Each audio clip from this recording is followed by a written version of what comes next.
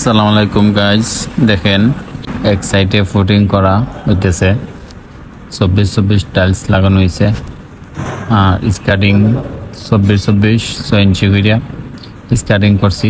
এই যে বাথরুম 12 24 লাগাইছি।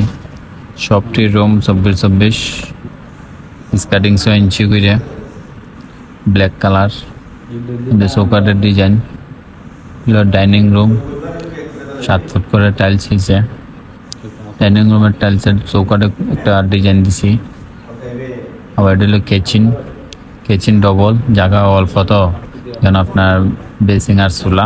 এই সাইডে আবার তাক আছে, ওই যে কিচেন ডবল, জায়গা কম হওয়ার কারণে। ডাইনিং রুমের সব ওয়াল হয়েছে 7 ফুট পর্যন্ত।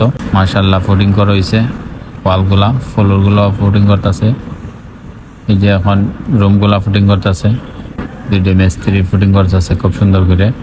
মোসা আর এনামল ফুটিং করতেছে রুমগুলা। আমরা কোনাগুলা সুস করে দিলাম স্কার্টিংয়ের। পাথর বডি অনেক মিস্ত্রি এগুলা সুস করে দেয় না।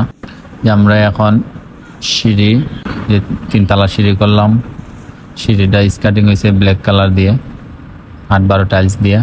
আর চৌকি হয়েছে পিঙ্ক কালার 12-12। সিঁড়ির কাজটা কীরকম হলো সবাই কমেন্টে একটু জানিয়ে দেবেন। এবং ফুল বিল্ডিংয়ের কাজ করছি আলহামদুলিল্লাহ। 2তলা এবং 3তলা সিঁড়ি পর্যন্ত কাজ করছি।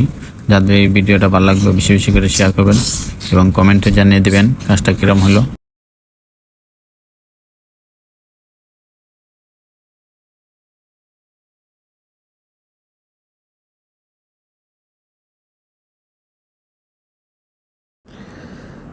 আগের বিল্ডিং তো এই কারণে 2 সাইডে স্কার্টিং হয়েছে। আবার যে মেন দরজার মধ্যে একটা নর্মাল একটা ডিজাইন দিছি আমরা সিঁড়ির মধ্যে, সিঁড়ির সামনে। এই যে সিঁড়ি কার কার কাছে ভিডিওটা ভালো লাগছে এবং কাজটা কীরকম ভালো লাগছে সবাই একটু কমেন্টে জানিয়ে দিবেন।